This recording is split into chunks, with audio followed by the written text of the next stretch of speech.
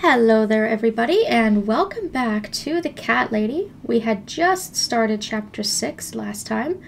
This is going to be a pretty long chapter. Susan and Mitzi are now on the hunt for the Eye of Adam. We have our map, Mitzi has her lockpicks, and we're going to systematically go through the whole apartment building looking for where the Eye of Adam could possibly live. So we are standing outside of Mitzi and Susan's apartment. Let's start with the flat across the way. We can examine Mitzi's portrait and ask her to pick this lock. Can you unlock this door for us? Let's see. Blimey, you don't see these very often. This is a very special lock. It would take someone much more skilled than me to open it. Great. I thought you were an expert. I am, but this lock is just beyond me. Why would anyone need one of these here? They must have something to hide. Is there any other way we can get inside then? Well, not unless we can find some plastic explosives or a pneumatic drill. Or a key.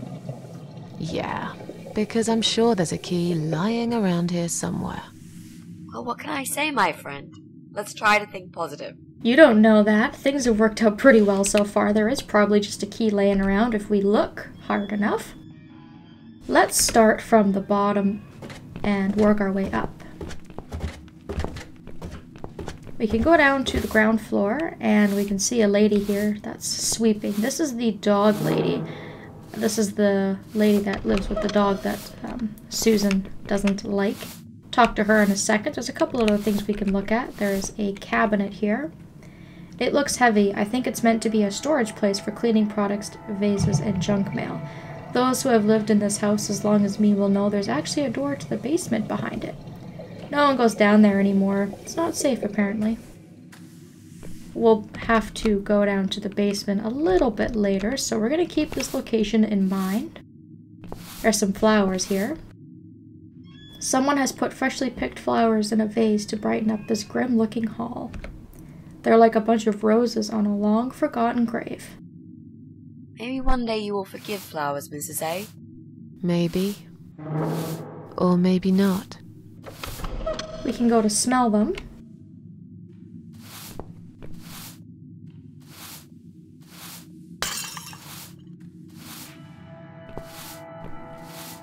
I'm sorry.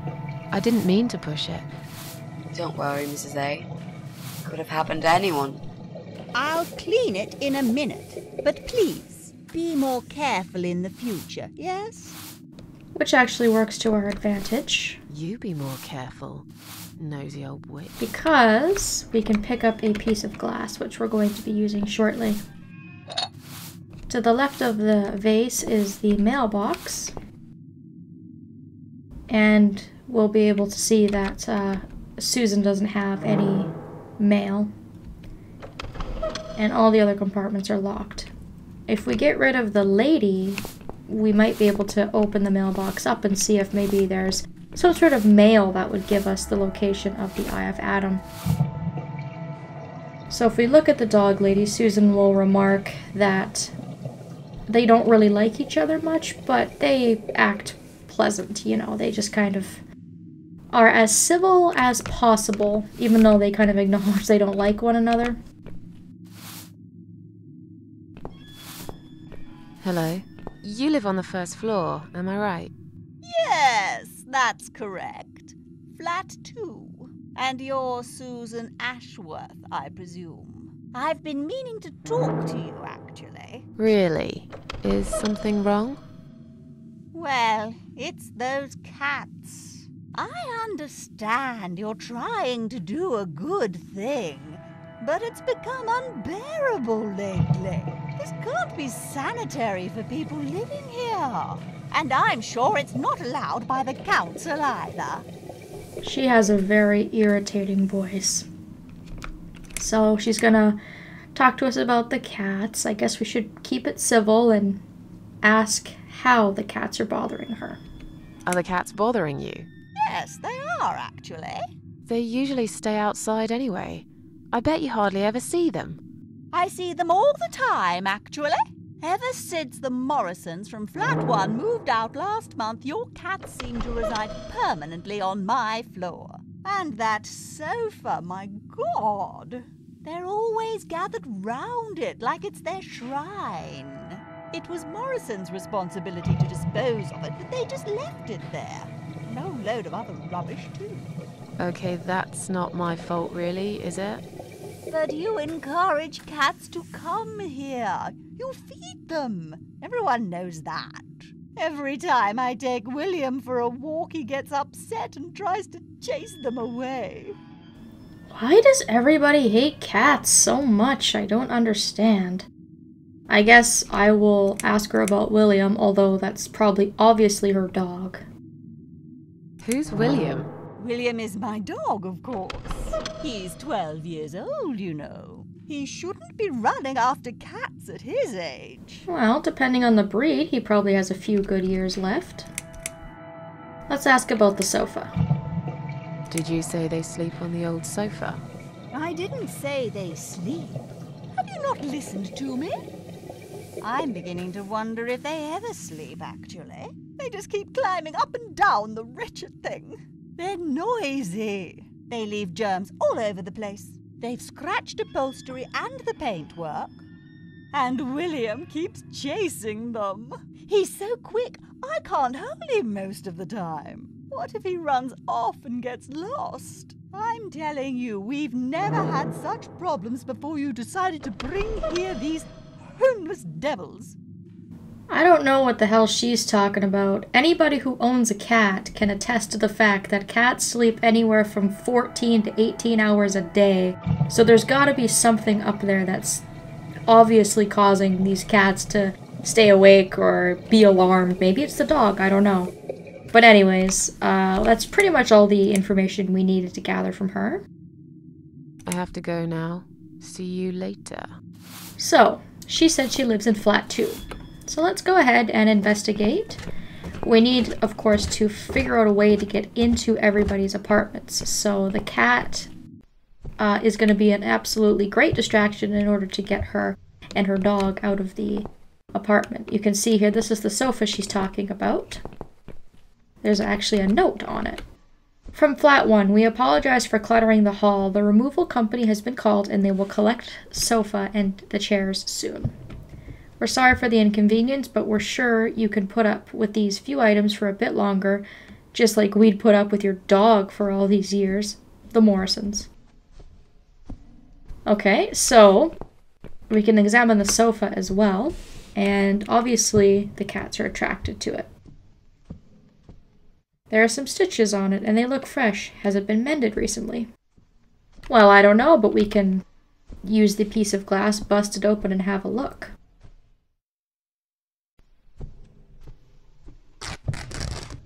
And once you've done that, you can reach inside.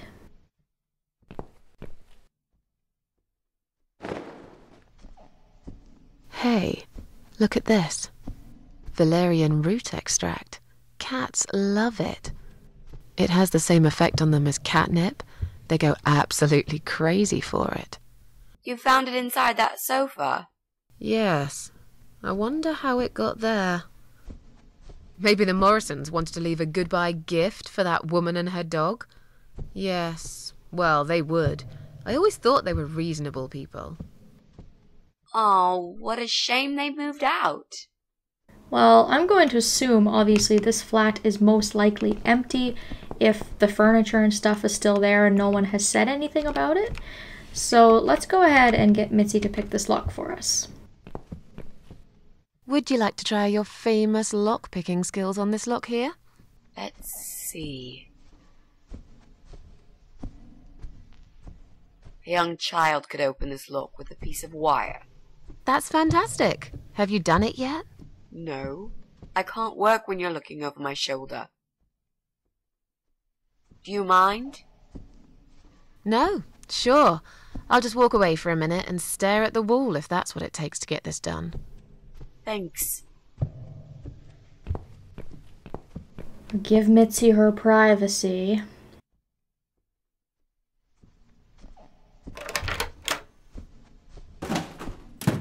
gets a little bit annoying after each door because every single door she makes Susan walk away for a minute, but again, it's not like it takes very long. Luckily, this place is still empty and we didn't walk into someone's apartment without knowing it. There's a spanner there on the buckets. We can take that.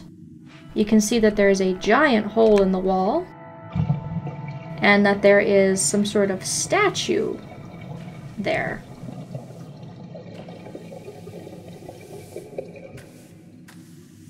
Or maybe it's an actual cat, but you would think you could call it or something like that. I think the assumption is that it's like a statue or something, so we need to find a way to get that.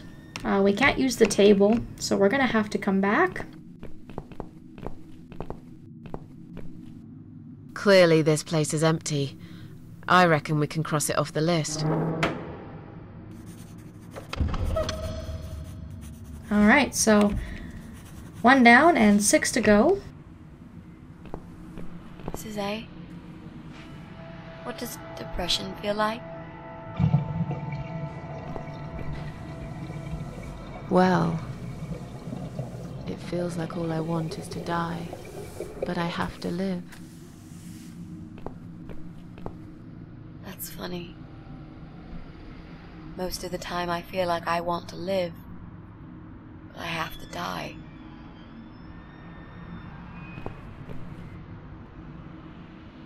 Interesting contrast between these two women and what they're going through in life.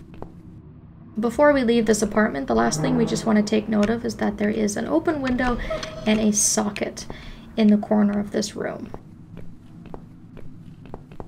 So there's a couple of things obviously we're going to have to come back for.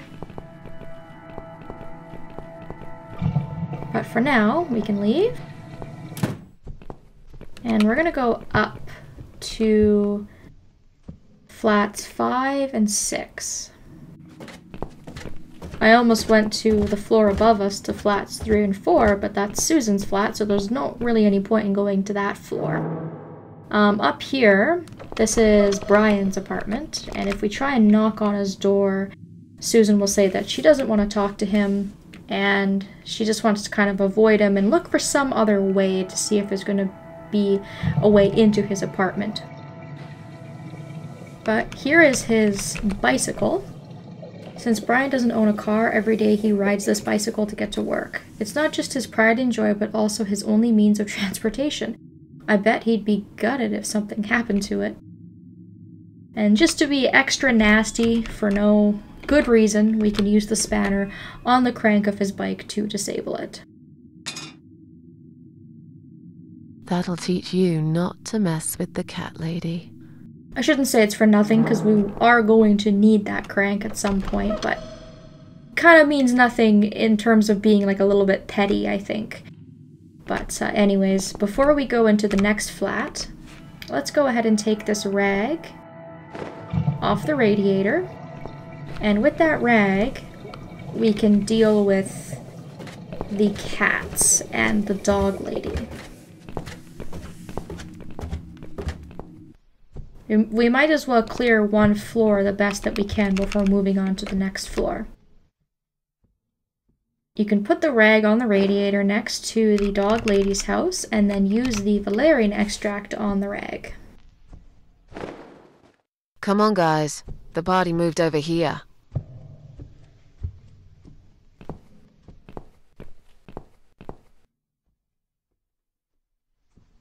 Where are they? Mrs. A. Well, aren't they quick? This dog is making quite a racket. Someone should complain to the owner, don't you think? Definitely. She should put that broom down for a minute and sort a dog out. So now, of course, the dog is going crazy, and that gives us the mean to go back down to the ground floor and talk to the dog lady. Now, I'm a cat person, but they seem to be a little bit mean towards the dog. I mean, it's not like they're harming the dog, but they just seem to I don't know, really not like them. But anyways, let's go ahead and talk to her. And now we have the option to ask her to do something. Your dog is making horrible noise. Can't you do something? It's probably because your wretched cat's upset him again. Poor William. I'd better check on him.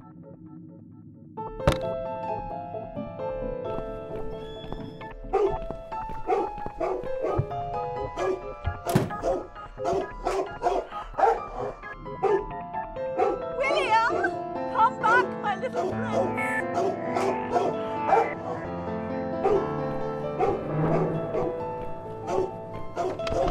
Are you sure the cat'll be alright? Please. These cats can easily outrun some old mutt. Alright, so it worked. That is the perfect distraction in order to get her out of her apartment. We can also take the broom that she left behind. So we'll end things off by going back up to that floor. Maybe we can have a look inside her flat real quick. Look, she left the door open. Do you want to check her flat? I'll stay here and keep watch. Good idea. I'll be as quick as I can.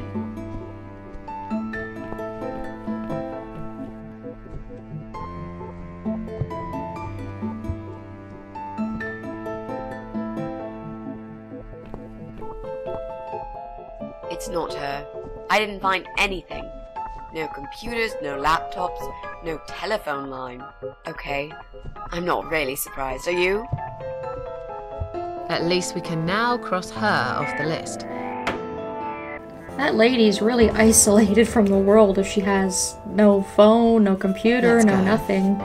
I'm surprised she even has electricity, but anyways, interestingly enough too, that is, I think, the only apartment I can think of off the top of my head where Susan actually doesn't get to have a look.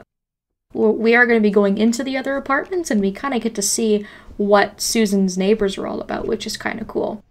So I'm going to stop things here. We've managed to cross 2 apartments off the list, so we're making some good headway. We will return next time and check out the rest of Susan's neighbors.